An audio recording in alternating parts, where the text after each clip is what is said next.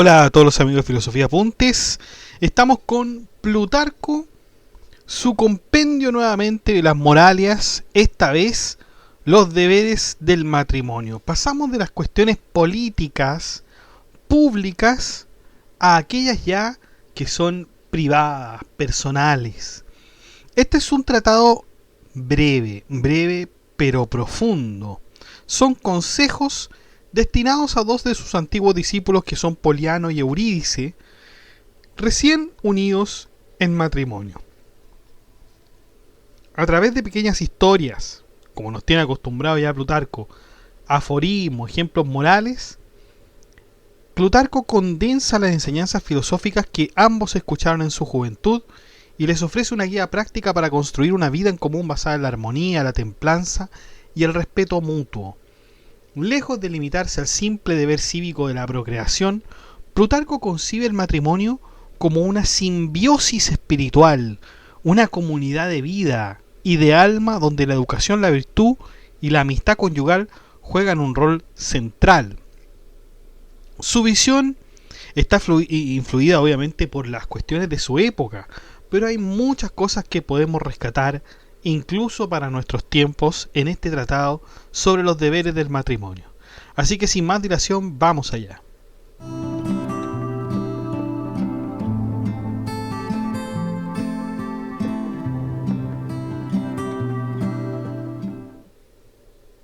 Bueno, comenzamos entonces este opúsculo de los deberes del matrimonio.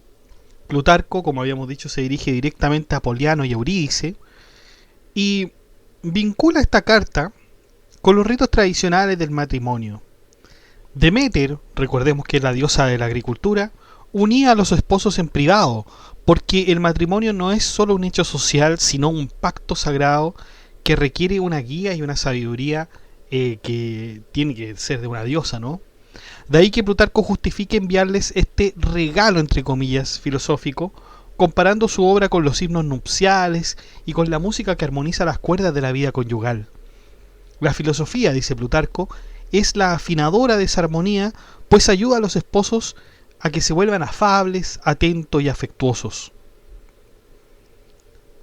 Plutarco no nos ofrece tratados abstractos. Este es un compendio práctico de enseñanzas que ambos escucharon en su juventud. Acuérdense que eran discípulos de Plutarco. Y como ambos escuchaban esa enseñanza, ahora es momento de ponerlo en práctica, tal y como Plutarco siempre ha hecho, digamos, en su compendio, en su obra, porque primero tenemos las morales, o sea, primero tenemos las reglas, los deberes, cómo debemos ser, y finalmente después tenemos las vidas paralelas donde se aplica todo aquello. Entonces, se van a hacer unas comparaciones breves, memorables, para facilitar el recuerdo. El amor físico necesita el complemento de la razón, del discurso y de la educación para convertirse en una relación duradera. Por eso los antiguos, explica Plutarco, colocaban estatuas de Hermes, de la persuasión y de las gracias junto a Afrodita, porque el matrimonio requiere inteligencia, suavidad y cooperación mutua para prosperar. Incluso Solón que es el padre de las leyes, con su curioso precepto del membrillo antes del acto matrimonial, simboliza para Plutarco la necesidad de que el primer gesto sea dulce, sea algo armonioso, verbal antes que puramente físico. Está también la corona de espárragos en Beocia, que simboliza que aunque el comienzo puede ser áspero, como las espinas del tallo, el fruto del matrimonio será dulce si ambos esposos soportan con paciencia los primeros roces y dificultades. Quienes abandonan a la esposa por sus primeros recatos se asemejan a quienes renuncian a una vid por probar una uva verde, o a quienes dejan un panal porque la abeja los picó. Esas personas son impulsivas, son incapaces de ver el valor que crecerá con el tiempo. El amor apasionado de los recién casados es como la llama que prende en paja o en mechas, rápida y brillante, pero también fácil de extinguir si no se alimenta con virtud, razonabilidad y constancia. El enamoramiento corporal debe anclarse en la moral y la razón para convertirse en un afecto estable. Lo mismo ocurre con la crítica a los filtros y hechizos, símbolos de todas las manipulaciones afectivas. Las mujeres que conquistan a los hombres por medios turbios, dice Plutarco, con un ejemplo tomado de la maga Circe de la Odisea de Homero, terminan rodeándose de maridos corrompidos que no pueden ser compañeros reales. Solo una relación basada en la sensatez permite que el amor sea profundo y duradero. Como lo vemos hoy en día, de repente uno va paseando en la calle, ve un letrero, dice tarot y abajo dice amarres. ¿Ah? Recordemos que, bueno, los amarres, no sé si son exclusivos aquí en Chile, pero los amarres son justamente amarrar a aquella persona para que se enamore de uno. ¿Mm? Ese tipo de servicio dan aquellas personas. Pero hay otra comparación llamativa de Plutarco. Denuncia a las mujeres que prefieren dominar a maridos necios antes que convivir con esposos sensatos. Actúan como quien elige guiar a un ciego en vez de caminar junto a alguien que efectivamente ve el camino y la puede acompañar, la puede hacer como un complemento perfecto, una compañía buena para ella. Pero Plutarco también apunta a los hombres, quienes por inseguridad o debilidad se humillan para controlar mejor a sus esposas nobles o ricas y no mejoran como personas, sino que se rebajan en la relación misma. El rol de la mujer. Plutarco nos dice que mientras la luna se eclipsa cuando se acerca al sol, la mujer virtuosa debe ser más visible y resplandeciente cuando está junto a su esposo y más reservada cuando él no está presente. Con ello, Plutarco enfatiza la idea antigua de la aidos, que es el pudor femenino, pero inmediatamente matiza porque dice el pudor, no es ausencia de presencia, sino disposición moral. Por eso rebate a Heródoto, afirmando que la mujer no pierde su pudor al quitarse el vestido. Al contrario, una esposa prudente lo conserva y lo expresa mediante el respeto mutuo que ella y su esposo se profesan. El matrimonio para Plutarco descansa sobre esa combinación entonces de afecto y decoro. Y aquí nos tiene otra metáfora, otra comparación. Cuando dos voces cantan juntas, la grave domina y da unidad al conjunto. Así debe funcionar el matrimonio. Ambas voluntades deben estar de acuerdo, pero la mujer reconoce en la prudencia del marido la guía de la casa. Lo demuestra con una fábula conocida. El viento del norte no logra quitarle el manto al viajero, pero el calor del sol sí. Claro, muchas mujeres reaccionan con enojo cuando se les intenta imponer austeridad por la fuerza, pero aceptan con gusto cuando se las convence con razones. La persuasión, no la violencia, es el método adecuado para lograr virtud en la vida doméstica. Hay una cuestión también con respecto al pudor público. Cita a Catón, quien expulsó del Senado a un hombre por versar a su esposa frente a su hija, para señalar que si las muestras de afecto deben ser discretas, con mayor razón lo deben ser las discusiones y los reproches. Así como las caricias pertenecen al espacio privado, también las correcciones deben hacerse en intimidad, sin humillar públicamente al otro. Un espejo de oro es inútil si no refleja bien. Del mismo modo, una mujer rica o noble no aporta nada si no armoniza su carácter con el de su marido. Entonces, la falta de sintonía emocional, reír cuando él está serio o mostrarse apagada cuando él requiere ternura, es vista como un desdén, una antipatía, nociones que Plutarco considera absolutamente destructivas para la vida matrimonial. Por lo tanto, siempre hay que tener esto del pudor público, ¿no? Del pudor público, que consiste básicamente en tener una armonía entre los dos. ¿Ah? Las muestras de afecto deben ser discretas.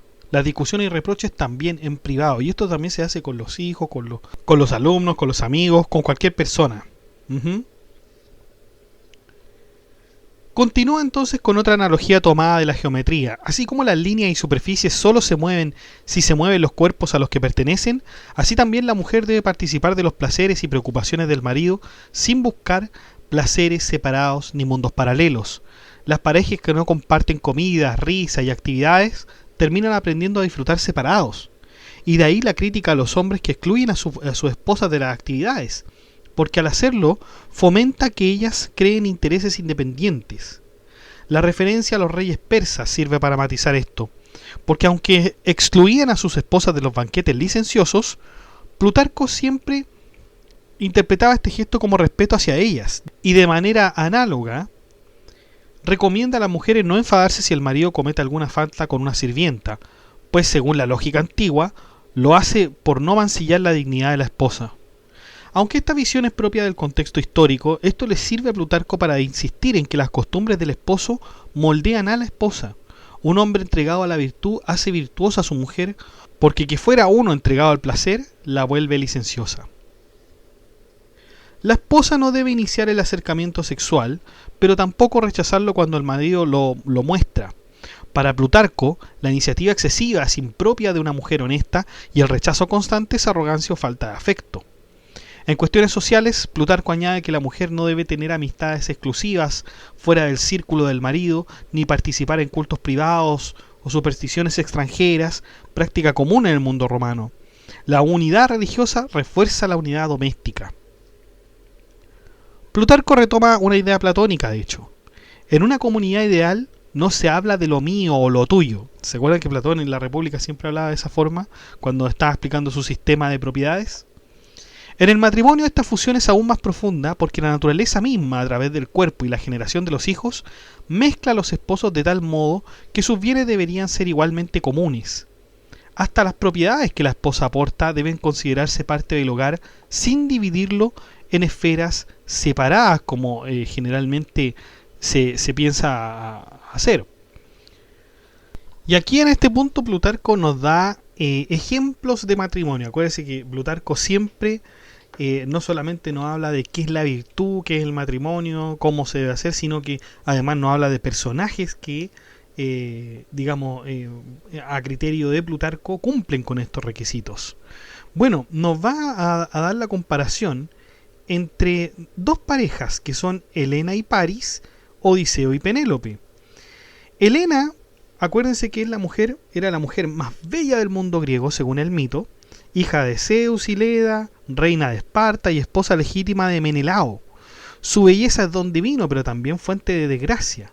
No destaca por prudencia ni firmeza moral, sino por ser objeto de deseo.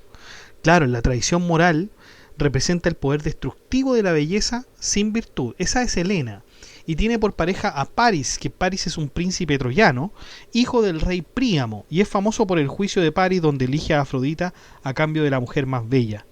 Carece de prudencia política y responsabilidad moral y rapta, bueno, unos dicen que rapta, otros dicen que seduce a Helena y la lleva a Troya. Acuérdense que Helena era esposa de Menelao. Entonces aquí hay un matrimonio, la verdad, vamos a decir, o un amor de pareja, entre comillas, bastante cuestionable, ¿no es cierto? Que nace del placer, se antepone sobre todo el placer.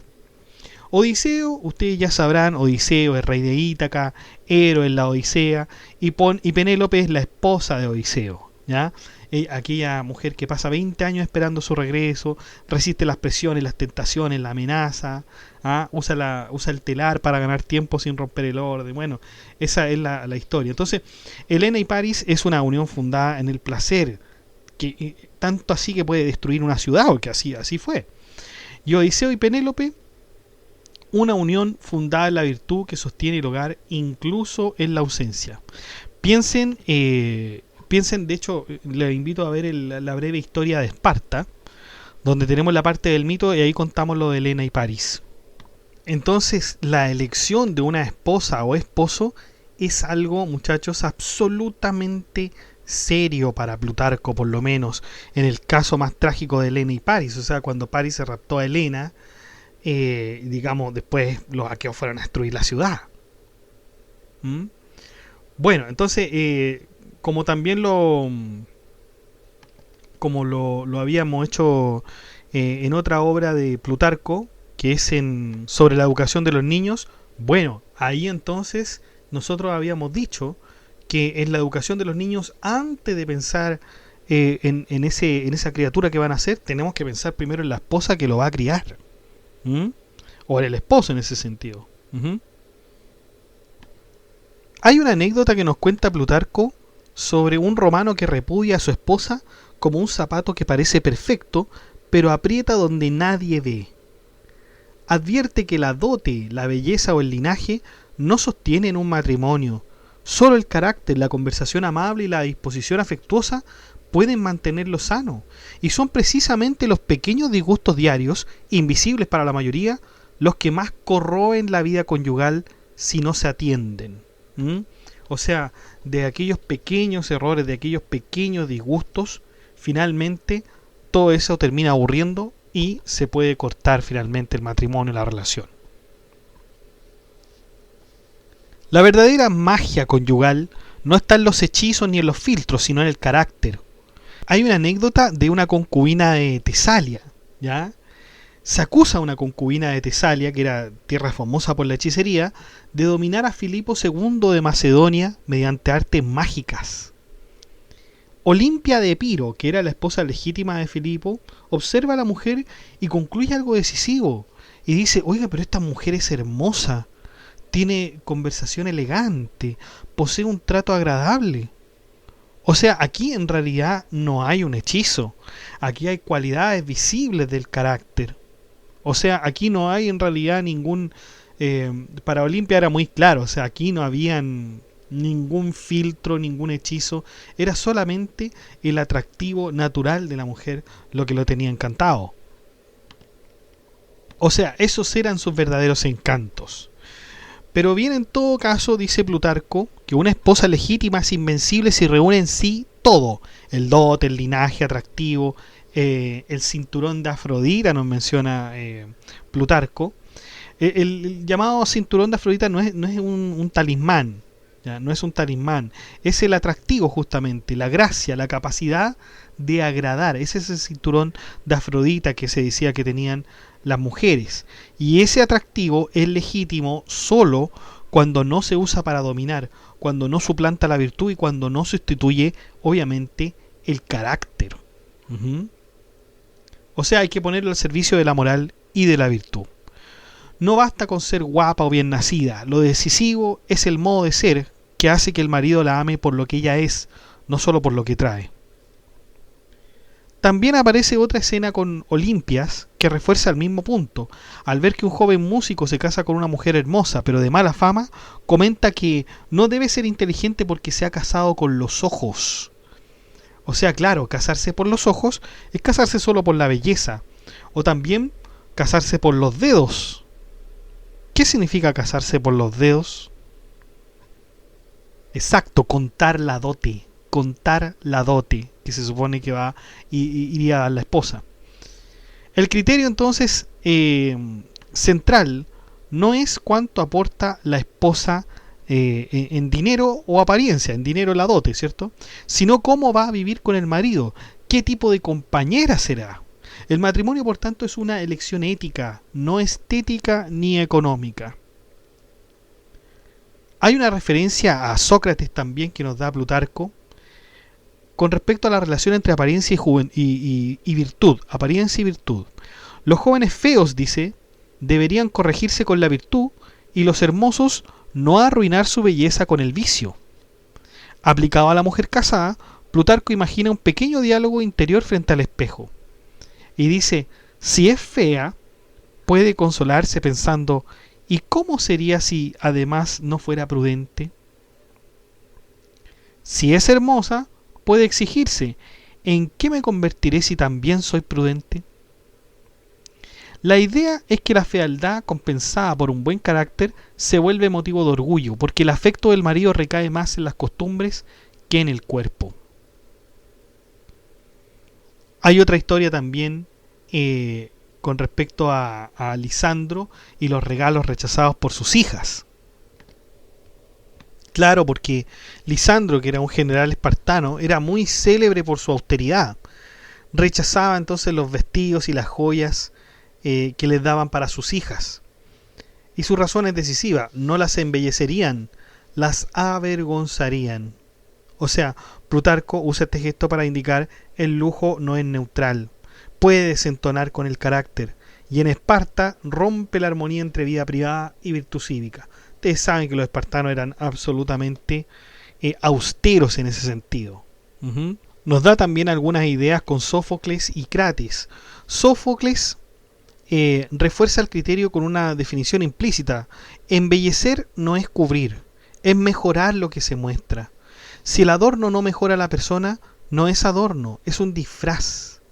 Plutarco cita a Sófocles para dar autoridad, ¿no es cierto?, a su tesis de que la belleza verdadera es ética. Ahora, por otro lado, tenemos a Crates. Crates, que era un filósofo cínico, lleva la idea al extremo y desprecia lo superfluo, identifica virtud con suficiencia, ve en el lujo una forma de esclavitud.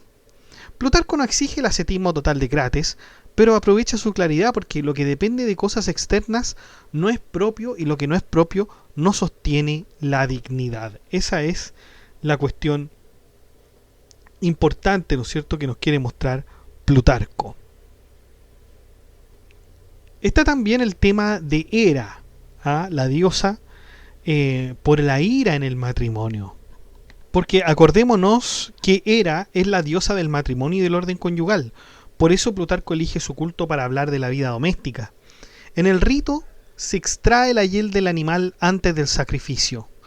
La hiel, por su amargura, simboliza la ira, el rencor acumulado, la agresividad que corroe desde dentro.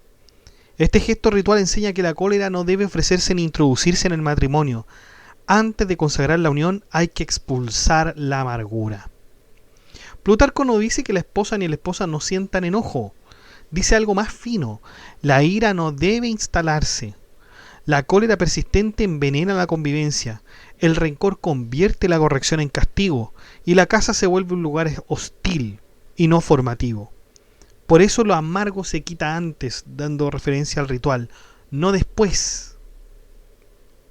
Plutarco compara la severidad de la señora de la casa con un buen vino. Y introduce una ética del trato, porque el vino es fuerte pero agradable. Calienta pero no quema. Acompaña y no intoxica.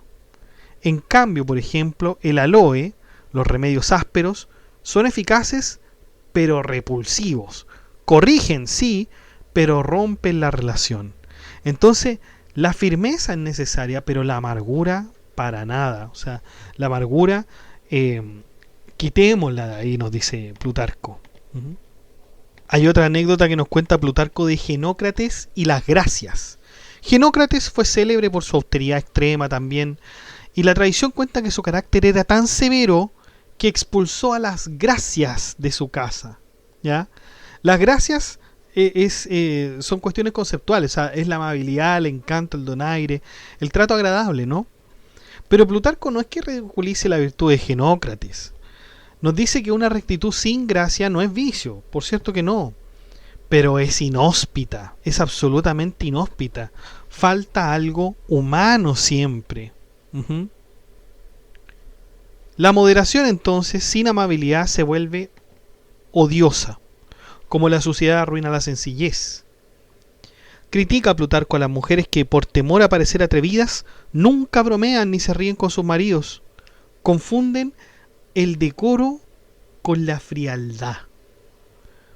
Pero el tema es que aquí debe haber un equilibrio. Huir de lo vulgar y ostentoso, está bien, pero al mismo tiempo cultivar la simpatía, el humor y la delicadeza cotidiana. Donde la naturaleza de la mujer es más difícil, antipática, violenta y áspera, Plutarco pone el acento en la paciencia del marido. Recurre a Foción, que se negaba a ser la voz amigo, se negaba a tener las dos condiciones, de amigo y adulador. El esposo, con una mujer prudente pero poco afectuosa, no podría tenerla como amante cariñosa, pero sí como compañera honesta. Es un reconocimiento realista de límites de carácter. A veces la virtud viene con aristas y la tarea del marido es tolerarlas sin inventar, convertir a la esposa en algo que no es. Plutarco sugiere reducir las vanidades extremas de muchas mujeres que se verían obligadas a permanecer en la esfera doméstica. Puede sonar duro, pero en su contexto expresa la idea de una vida femenina centrada en el hogar y no en el exhibicionismo público. Hay una anécdota de Téano que introduce el pudor en el habla. Al mostrar su brazo y recibir el elogio de que es hermoso, responde, pero no público. Plutarco nos lleva a otra idea siguiendo lo mismo. No solo el cuerpo, también el discurso de la mujer no debe ser público, sin cuidado. La palabra descubre el interior, descubre los sentimientos, el carácter, las disposiciones, de modo que la mujer prudente debe cuidar ante quién y cómo habla. Hay una obra de Fidias que es la estatua de Afrodita con un pie sobre una tortuga. La tortuga indica casa y silencio. La mujer idealmente debe cuidar el hogar y hablar sobre todo con su marido por medio de él en asuntos externos. Nuevamente aparece esa jerarquía clásica, ¿no? La voz pública es del hombre, la voz de la mujer es mediada. Plutarco compara al marido con el alma y a la mujer con el cuerpo. El hombre debe gobernar, pero no como amo sobre sus bienes, sino como un principio que comparte sentimientos y cuida. Del mismo modo que hay que gobernar el cuerpo sin esclavizarse a sus placeres, debe mandar sobre la mujer halagándola y agradándola, no oprimiéndola. Retoma además una distinción filosófica entre cuerpos agregados como una flota o ensamblados como una casa y unificados como un ser vivo. El matrimonio ideal es de este último tipo, es como un ser vivo. Es una sola naturaleza donde cuerpos, bienes, amigos y parientes se mezclan. Los matrimonios por dote o solo por hijos son como estructuras ensambladas. Los basados solo en el placer, meros contactos sin verdadera vida en común. La alusión a la ley romana que prohíbe regalos entre cónyuges no busca separar sino subrayar que todo debe ser tan común que no tenga sentido darse algo el uno al otro. Desde ahí la costumbre de leptis, que es la olla denegada por la suegra, que aparece como advertencia porque las tensiones con la suegra son casi inevitables, pero la esposa debe evitar usar esos pretextos para alimentar conflictos. La medicina que propone Plutarco es la siguiente: ganar el efecto del marido sin enfrentarlo con su madre, reforzar el vínculo, pero sin romper otro. Es agradable, dice, que la esposa muestre más respeto por los padres del marido que por los propios, que confíe en ellos incluso cuando está afligida. La confianza genera confianza, el amor despierta amor. La mujer, al inclinarse hacia la familia del marido, fortalece la cohesión del nuevo núcleo familiar.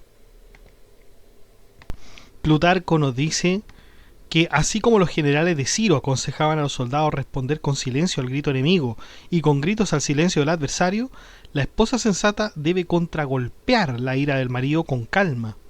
Si él alza la voz, ella guarda silencio. Cuando él se calma, entonces habla para apaciguarlo. La idea es clara: el matrimonio no es simetría de impulsos, sino arte de compensar. La verdadera prudencia consiste en no encender más el conflicto, sino en saber en qué momento la palabra reconcilia y en qué momento solo echa más leña al fuego. Hay una crítica al usar la lira en los banquetes.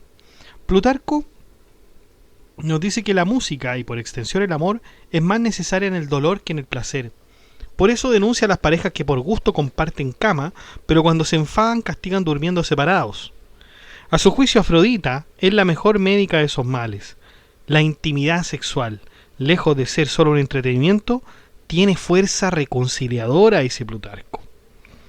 La cita de Hera lo señala: anular rencillas llevando al lecho.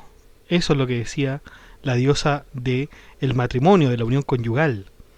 Y esto apunta a lo mismo, o sea, la cama puede sanar lo que la cama ha herido, pero solo si los esposos no convierten el dormitorio en un campo de batalla. De ahí la anécdota de la mujer con dolores de parto. Si la cama ha sido origen de resentimiento, luego es muy difícil que otro lugar repare ese daño. Luego Plutarco se detiene en un conflicto clásico: los celos. Pero ojo, los celos alimentados por terceras personas. Hermíone se queja de que las visitas de malas mujeres la han matado. ¿Qué significa esto? Que hay malas personas que la han mal aconsejado.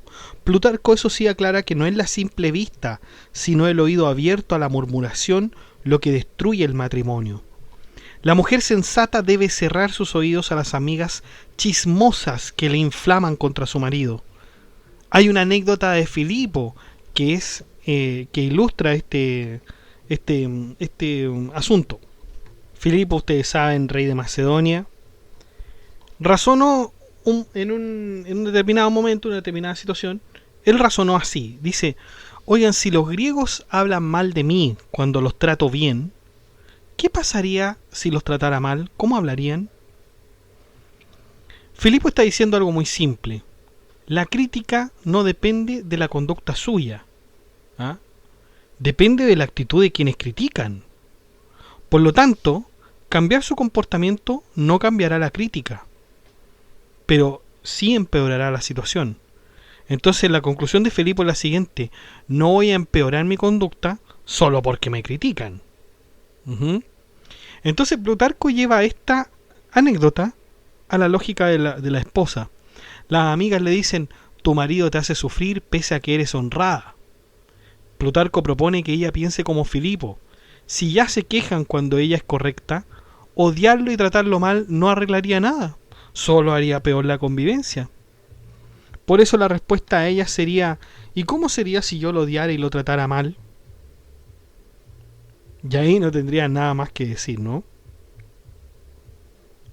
También hay una lógica enemiga de la rival amorosa, con un ejemplo que nos da Plutarco sobre el esclavo fugitivo refugiado en un molino. Claro, el amo dice: no podría encontrar mejor sitio para verte que este, pues el castigo habitual del esclavo era precisamente el molino. De igual modo, si la mujer abandona su casa y su lecho por celos, se instala en el lugar donde más se alegra a su rival. El mejor golpe al amante no es la fuga, sino conservar el hogar y el vínculo. A continuación, introduce la metáfora de la siembra matrimonial Plutarco, y dice: así como Atenas celebra fiestas agrícolas en distintos lugares, en Esciro, en Raria, en Busigio, la unión sexual es legítima cuando la siembra sagrada está destinada a los hijos. Por eso se exige pureza, no derramar una semilla de la que no se quiere un fruto y de la que luego habría vergüenza. La sexualidad matrimonial debe estar libre de relaciones ilícitas, tanto por respeto a la esposa como por respeto a los posibles hijos. Hay un caso de Gorgias, que es incapaz de mantener concordia entre sí mismo, su mujer y su criada.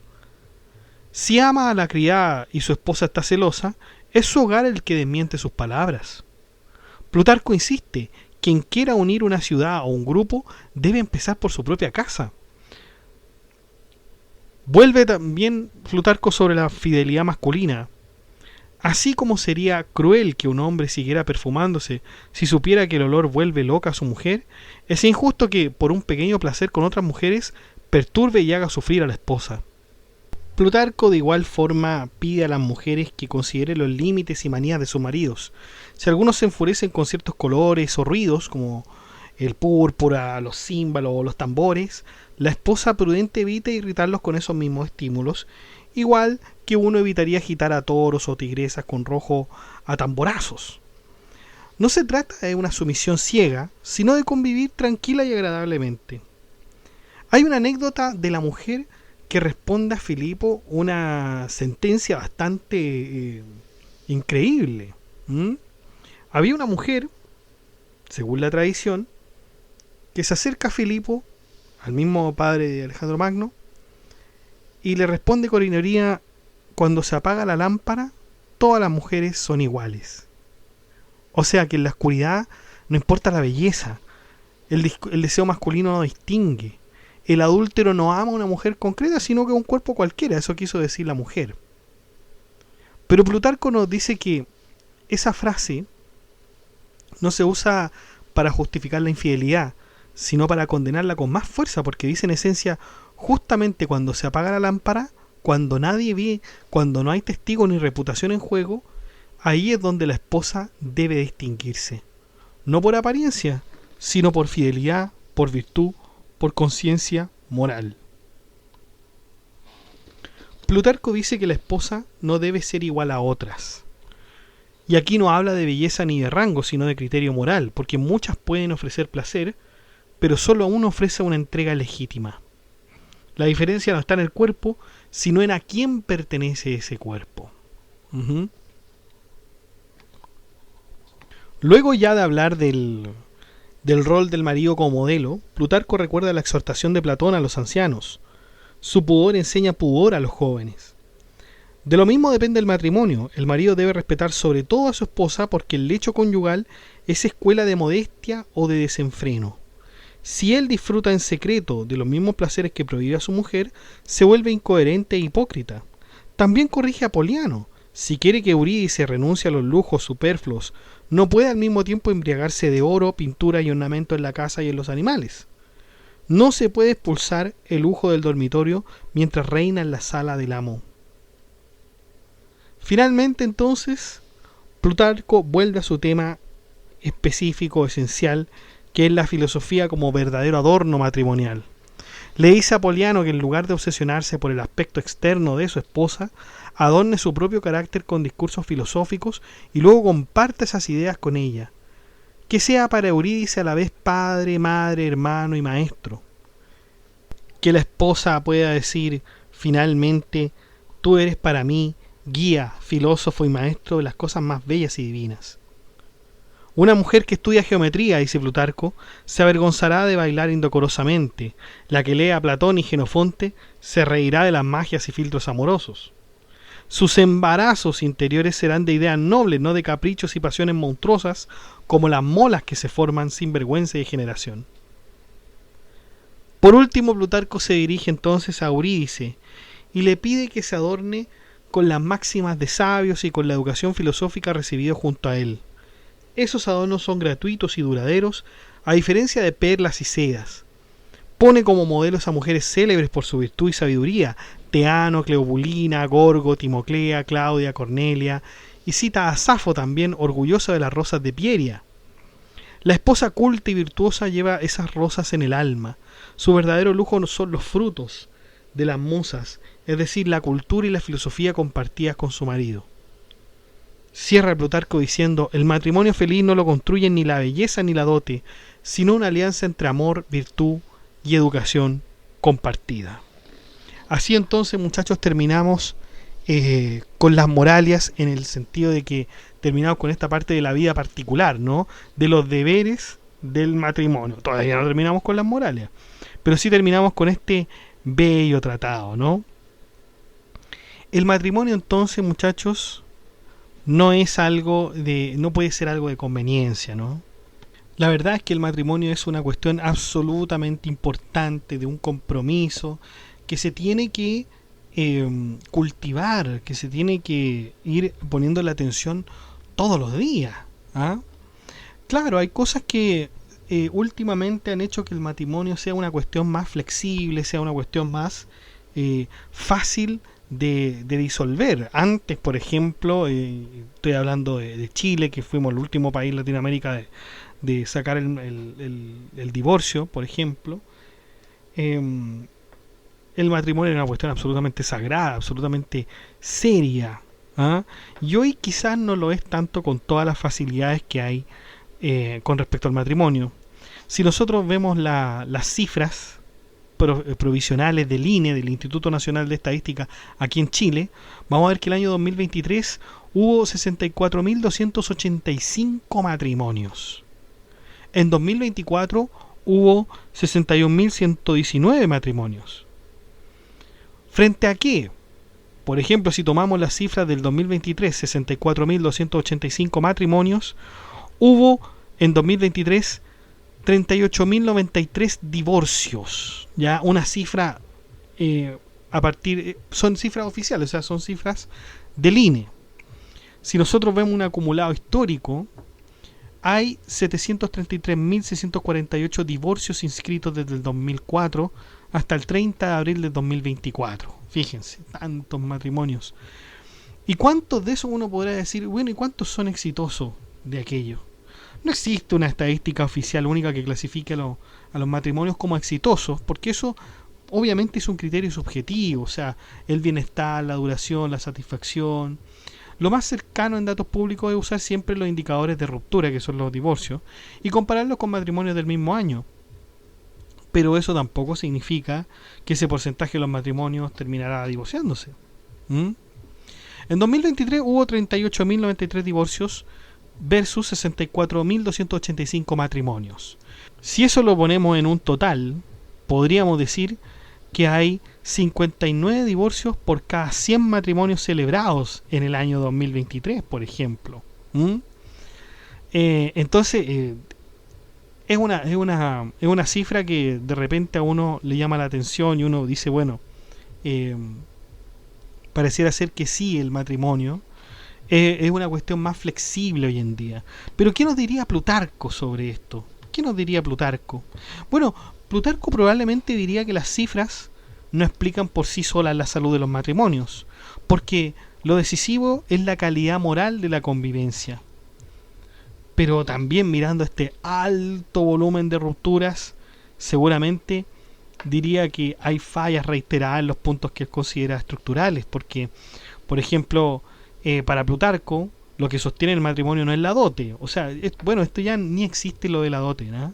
Esto que es la dote, bueno, el aporte que se entrega con ocasión del matrimonio para ayudar a sostener la vida conyugal. Entonces, la dote siempre se entiende como bienes, tierras, joyas, ganado, que la mujer o su familia entregan al marido o al nuevo hogar al momento del matrimonio, ¿ya? Eso no está por lo menos aquí en Chile, ¿no?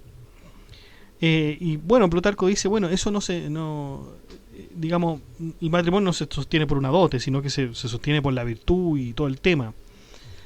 Pero claro, hay gente que, claro, no estamos con el tema de la dote quizás en Chile, pero sí estamos con el tema del interés. O sea, hay personas que se casan por el dinero, ¿ah? Por el dinero. Hay otras personas que se casan por la conveniencia que tuviera una persona con respecto a su situación patrimonial, etcétera. La vida doméstica, recordemos que se corroe por pequeñas cosas. Plutarco insiste en que los matrimonios se rompen más por roces diarios, por resentimiento acumulado y falta de delicadeza, que por una sola gran catástrofe. Aunque una sola gran catástrofe podría terminar incluso más rápido, ¿eh? Pero estos son factores importantes. También están los enemigos internos, la ira, el rencor, la murmuración, ¿ah? O sea, de los ejemplos, Plutarco pensaría que muchas crisis empiezan cuando la pareja normaliza la cólera, convierte el hogar en una especie de tribunal, que tú hiciste esto, que tú no lo hiciste, dejar que terceros se vuelvan el coro de resentimientos. Y bueno, esto también es importante, yo creo que es una de las cosas que hablaba Plutarco, de las gracias. ¿Se acuerdan de Genócrates? Que Genócrates despedía de su casa hasta las gracias. O sea, la falta de amabilidad, de humor, de gracia, de trato, de ser alguien agradable en el matrimonio. Hay que ser recto, por supuesto que sí, pero una rectitud sin encanto se vuelve absolutamente inhabitable. Y ese también es un punto interesante, porque los chilenos somos agradables, somos buenos para el chiste, para la broma. Yo creo que sí, ¿ah? Tenemos buen humor en general. Tenemos este uso de la ironía bastante, tirar la talla, que es bromear, un humor autocrítico también. Tenemos la tendencia, creo yo, a aliviar tensiones con humor, más que con una conversación explícita, ¿ah? Tenemos la capacidad de ser cariñosos en lo informal, pero más torpe en lo emocional, ¿ah? Y esto hace que muchas parejas digan, bueno, es simpático, pero no conversa lo que siente, ¿ya? Y a veces también todo como que se soluciona con chiste, ¿ah? Es bastante curioso esa actitud del chileno. Y el humor chileno suele ser así, suele ser rápido, irónico, defensivo, ¿ya? Y claro, sirve para descomprimir los conflictos. Evitamos dramatizar en exceso. Crea también una especie de complicidad. Y este problema es muy plutarquiano, porque ese mismo humor a veces reemplaza una conversación seria.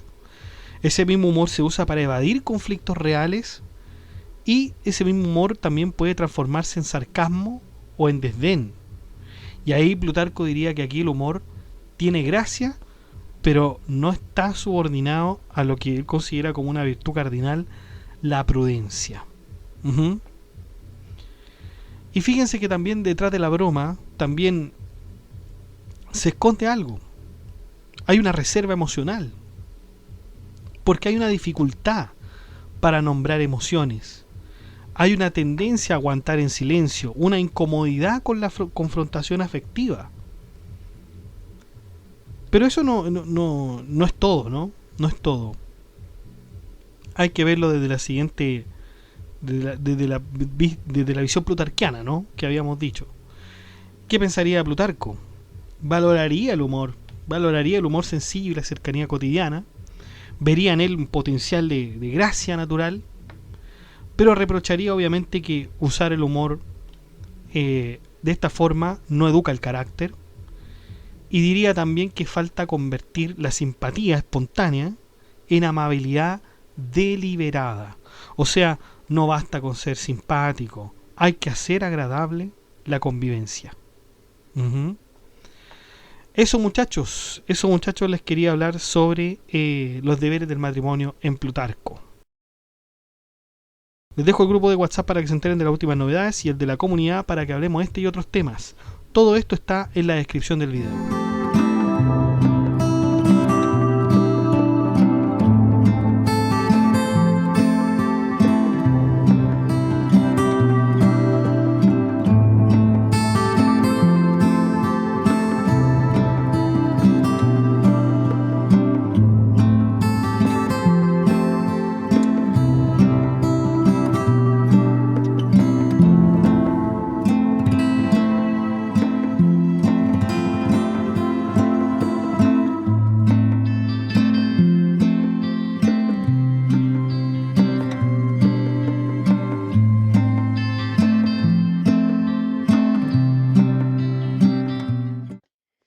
Bueno chicos, y eso ha sido todo. Muchas gracias por escuchar este podcast. Si le ha gustado, de like, comente, comparta, suscríbase, acceda al blog que está en la descripción del video, haga soporte en PayPal y en Patreon. Saludamos a nuestros mecenas. En primer lugar, a Diego, que es el mecenas nivel Lorenzo de Medici. Muchas gracias, Diego. Su apoyo permite seleccionar y hacer posible el episodio destacado de este mes. Además, su participación no solo respalda este trabajo, sino que también orienta el rumbo de nuestras investigaciones. Así que muchas gracias, Diego. Agradecemos también a nuestro mecenas medieval, que es Gab Welther. Agradecemos su compromiso sostenido con la preservación de este canal, de la transmisión del conocimiento, entre otros. Su aporte contribuye a mantener vivo este espacio de estudio y reflexión. Muchas gracias, Gab Welther.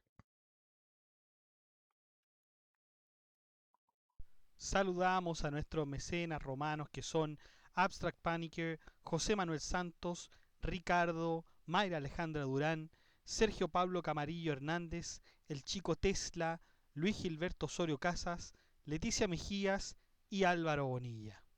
Gracias muchachos por brindar la base que sostiene este proyecto mes a mes. Su constancia y apoyo permiten que esta labor continúe con seriedad, disciplina y dedicación.